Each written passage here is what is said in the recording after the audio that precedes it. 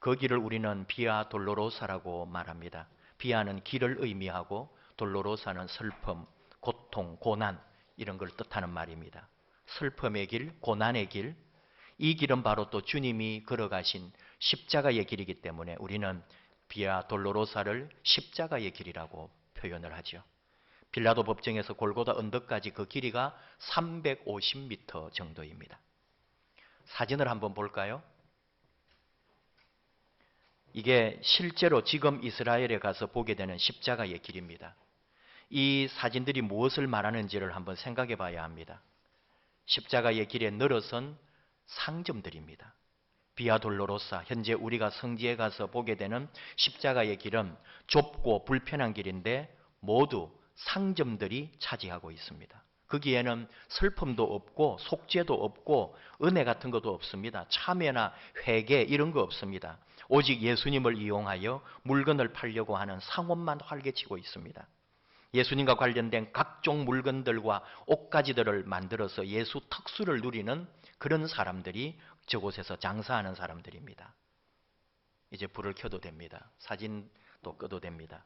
통계에 의하면 이스라엘 사람들 종교 분포가 유대교가 80.1%, 이슬람교 14.6%, 기독교 2.1%입니다.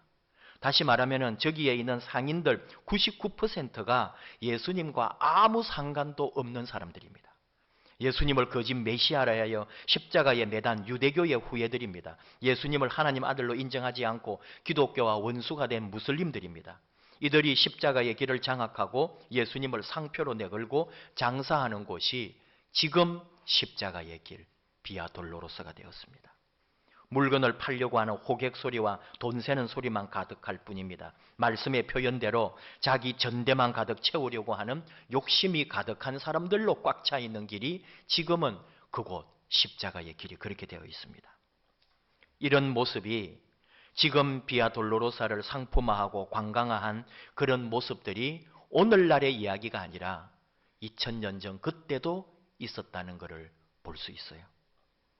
2000년 전 바로 예수님이 십자가에 못 박히던 그 역사의 현장에 골고다 언덕에도 예수님을 팔아먹는 사람들, 골고다 마켓, 골고다 슈퍼마켓, 골고다 가게가 있었다는 것을 아십니까?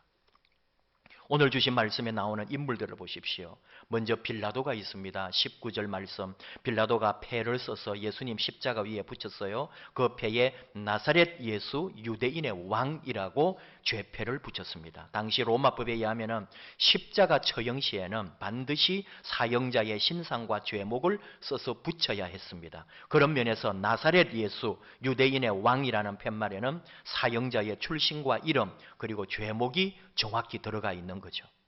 근데 우리가 아는 것처럼 빌라도가 예수님을 신문하고 재판하는 과정에서 우리가 알고 있는 바는 예수님이 죄가 없다는 것을 빌라도는 너무나 잘 알고 있었습니다. 근데 팻말에 유대인의 왕이라고 하는 죄목을 적어 넣었어요. 왜 그럴까요? 자신의 정당한 총독권을 행사하기 위해서입니다. 십자가형은 우리가 아는 것처럼 극악무도한 죄를 지었거나 정치범에게만 해당되는 사형 방법입니다.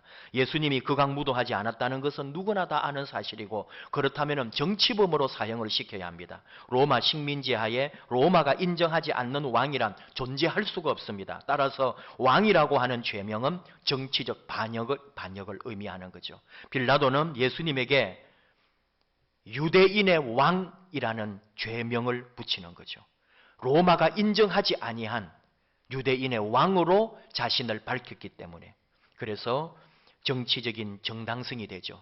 빌라도에게는 예수님을 사회를 어지럽히고 로마 권세에 항거한 자로 그렇게 그는 정치적으로 자신의 정당성을 확보하기 위하여 나사렛 예수 유대인의 왕이라고 예수님의 죄명을 붙였습니다. 그 옆에는 누가 있느냐 하면 대제사장들이 있습니다. 그들은 빌라도가 마땅치 않았습니다. 왜냐하면 유대인의 왕으로 쓰지 말고 자칭 유대인의 왕이라고 쓰라고 요구했는데도 들어주지 않았기 때문이죠. 왜 이 대제사장은 유대인의 왕이 아니라 자칭 유대인의 왕이라고 쓰라고 하느냐?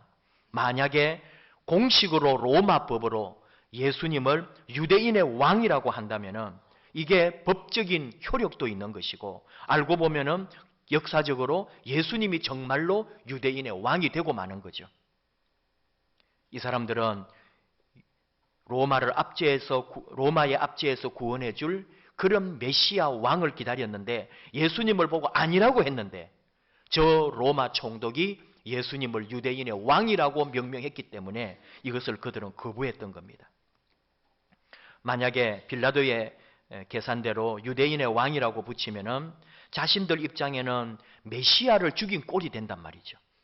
그래서 자칭이라는 말을 붙여서 예수가 실제로 왕이 아님을 공식화하려고 했습니다. 그래야 대제사장들은 자신들이 이 사회를 어지럽히는 저 사이비 왕에게 현혹되지 않고 질서를 바로잡았다 하는 정당성을 획득하기 위해서 예수님 그 유대인의 왕 앞에다 자칭이란 말을 끝까지 넣으려고 했던 거죠.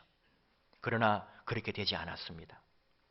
그 다음에 또 보이는 사람들이 로마 군인들입니다. 그 당시 십자가 처형은 군병들이 맡았습니다. 일반적으로 5명이 사형 집행을 하는데 4명은 십자가에 못을 박고 또 십자가를 세우고 또 십자가를 경계하는 일을 썼습니다. 그 중에 1명이 백부장으로서 그 모든 사형 관계를 총괄했습니다. 그래서 4명은 그 실제로 십자가 처형을 하는 4명은 죄수에게서 나오는 물건들이나 옷을 가질 수 있는 특권이 있었어요. 유대인들의 옷은 대부분 5가지로 나뉩니다. 머리에서는 두건이 있고 신발이 있고 겉옷인 긴 외투가 있고 허리띠가 있고 속옷이 있습니다. 4명의 군인들은 자연스럽게 그 중에 4가지를 가져갔다는 거예요. 그리고 마지막 속옷이 남았습니다. 속옷은 한 통으로 되어 있기 때문에 어디 찢거나 나눌 수가 없어서 이 사람들은 제비 뽑기를 하여 한 사람이 가져가기로 했다는 거죠.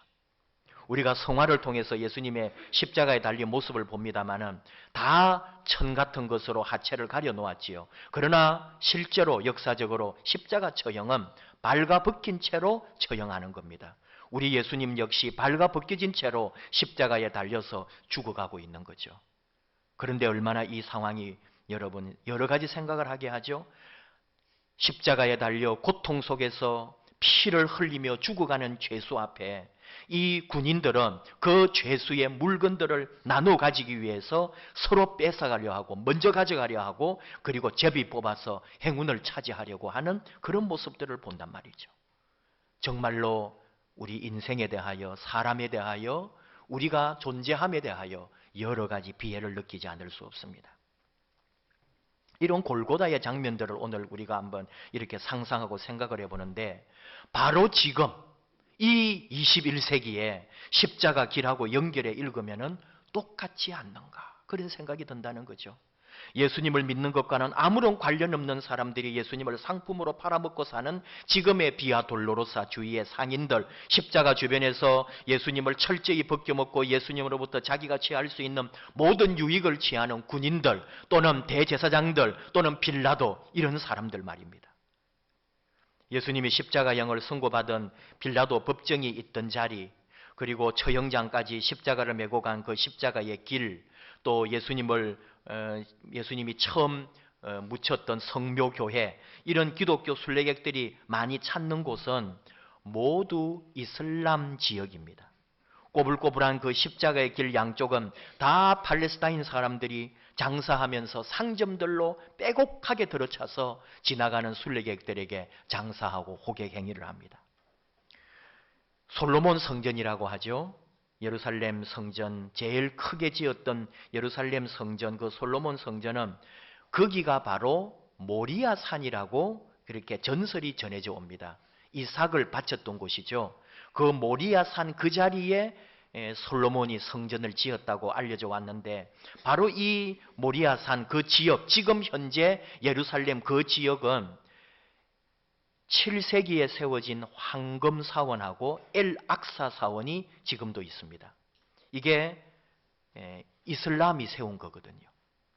1995년 이스라엘과 요르단 평화협정으로 예루살렘 구시가지 지금 우리가 가는 성지 순례하는 곳이 구시가지입니다. 거기가 합법적으로 이스라엘 땅이 되었음에도 불구하고 그 성전 자리 황금 사원과 엘 악사 사원이 있는 그곳은 여전히 회교 국가인 요르단 소유로 남아 있거든요.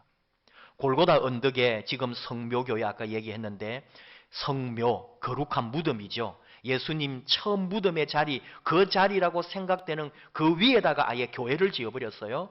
그게 성묘교회인데 그 성모교회는 가톨릭, 그리스 정교회, 아르메니아 정교회, 콥틱 정교회, 시리아 정교회, 이디오피아 정교회 이렇게 6개 기독교 종파가 나누어서 관리합니다. 그것도 그 교회의 열쇠는 12세기부터 이슬람 교도인 두 집안이 관리하고 있습니다. 그래서 성묘교회의 열쇠를 관리하는 이 이슬람 두 집안 중에 한 집안은 열쇠를 보관하고 한 집안은 교회 문을 여닫는 일을 맡아서 그 두 집안이 모여야 문을 열 수가 있는 거예요. 이게 800년 동안 해왔기 때문에 아무도 그 권한을 빼앗을 수가 없습니다. 이스라엘 정부가 들어선 뒤에도 이 두 이슬람 집안의 열쇠 관리를 인정해 주고 있는 거죠. 참 재밌는 게 죽을 때도 유대교와 유대 지도자들의 그 치졸한 정치적 술수, 종교적 술수 가운데 예수님이 십자가에 달려 돌아가셨잖아요. 그런데 지금 이렇게 2000년이 지난 지금도 역사적으로 그 예루살렘 땅, 예수님 돌아가신 그 십자가의 길이 지금도 정치적으로 종교적으로 휘둘리고 있고 많은 사람들의 상업적인 담합 아래에 갇혀 있다는 게 너무너무 역사의 아이러니입니다. 2000년 전 골고다 십자가 아래 있었던 사람들이나 2000년이 지난 지금 비아돌로로사 주위의 상인들이나 우리가 성지순례 가서 쓰고 있는 모든 돈은 결국은 이슬람 사람들이 먹고 사는 데 쓰인다는 것, 예수님을 전혀 믿지 않는 사람들이 예수님을 믿는 사람들에게 예수님을 팔아서 그 이익으로 먹고 산다는 것, 이게 얼마나 우스꽝스럽고 재미있습니까? 마치 조계사 앞에 살았기 때문에 자기는 교회를 다니지만 조계사에 들어가는 사람들을 위하여 불교 용품을 파는 장로님과 같아요. 물론 그런 분은 계시지 않겠지만. 그런데 오늘 우리는 다른 것을 봅니다. 우리 예수님은 바로 이 사람들을 살리려고, 이 사람들을 새롭게 하시려고, 이 사람들을 구원하시려고 그 십자가의 길을 걸어갔다는 거죠. 바로 지금도 예수 이름으로 예수님을 팔아먹는 그 사람들을 위하여 예수님이 십자가에서 피 한 방울 남기지 않고 다 쏟아내셨다는 말입니다. 말도 되지 않는 가격으로, 아니 공짜로 골고다 마켓에서 자신의 가게를 다 열어놓고 마음껏 가져가게 했다는 말입니다. 2000년 전 골고다 주변 사람들은 골고다 마켓에서 예수님의 모든 것을 다 가져갔습니다.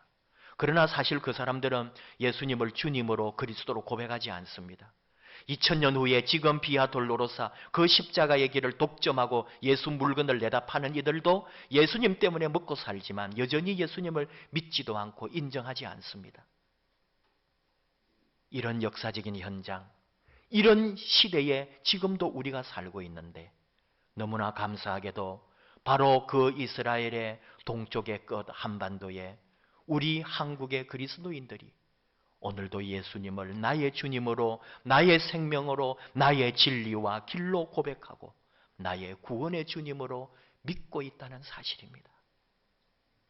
그분이 나를 위하여 죽으셨다고, 그분이 나를 살리셨다고 고백하면서 그 믿음으로 살아가고 있는 우리들, 우리에게 죽음을 넘어 생명의 선물을 주신 주님을 찬양한다는 사실이 얼마나 기적 같은 일입니까?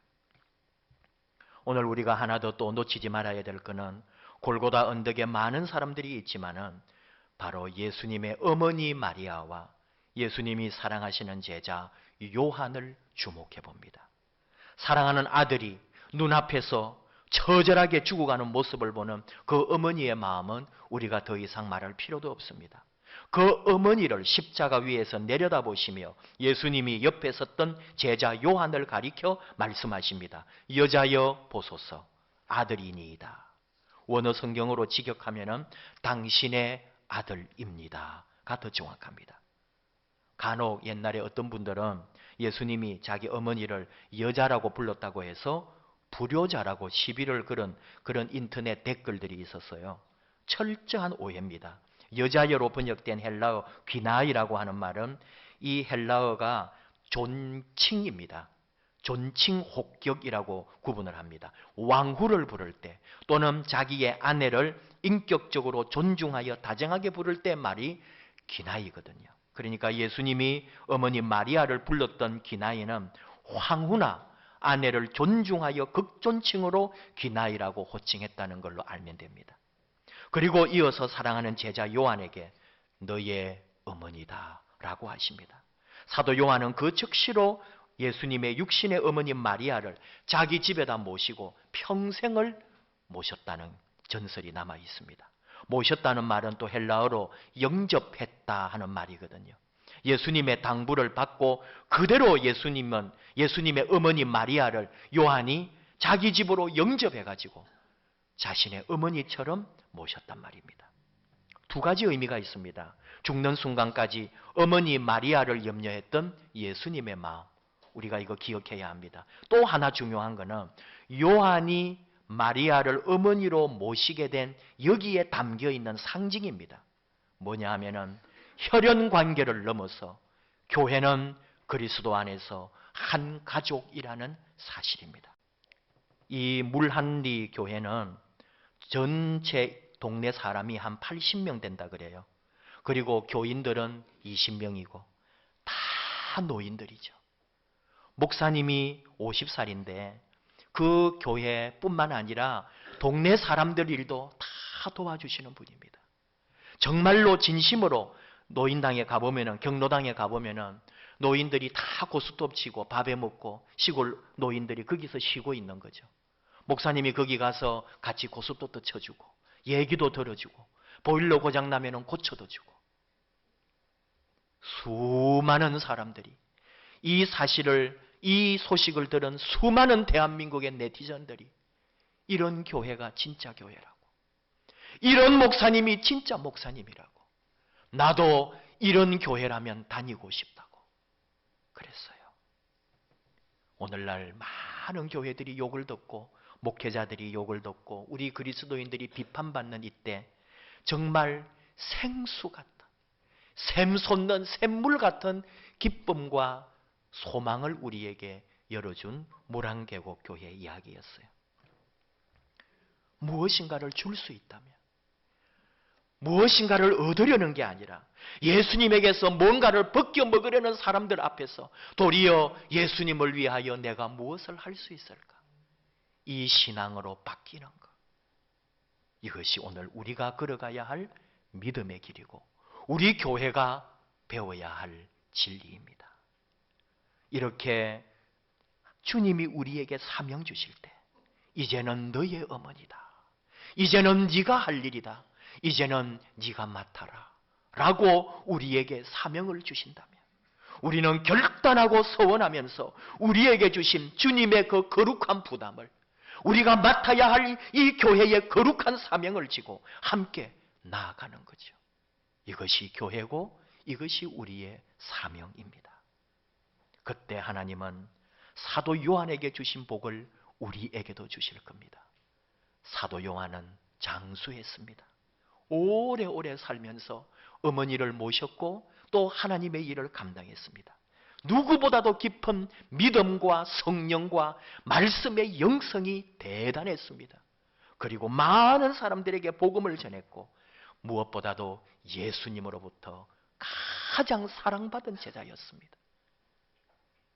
거룩한 부담, 거룩한 사명, 이것이 너의 할 일이다, 너의 어머니다, 네가 맡아라 하는 그 사명 찾고 그 사명 붙들고 함께 이 아름다운 믿음의 길을 걸어가는, 그리고 주님의 사랑받는 제자들 되시기를 축복합니다. 기도하십시다. 하나님 감사합니다. 사랑하는 제자들입니다. 이 시간 아버지 앞에 나와서 함께 예배드리며 주님으로 인하여 받은 은혜, 주님으로부터 받은 선물, 주님께서 주신 이 모든 귀한 것 가지고 이제는 주님 위하여 도리어 쓰기 원합니다. 주님의 교회를 위하여, 하나님 나라를 위하여 쓰임받기 원합니다. 우리를 그렇게 사용해 주시고 주님 교회, 또 우리가 살아가는 세상 중심에서 이제는 내가 쓰임받는 자로, 내가 사명 가지고 감당하는 자로 나아가도록 우리를 인도해 주시옵소서. 우리 교회가 이 민족과 온 세계를 위하여 쓰임받도록 우리에게 거룩한 사명 주시옵소서. 예수님의 이름으로 기도하옵나이다. 아멘.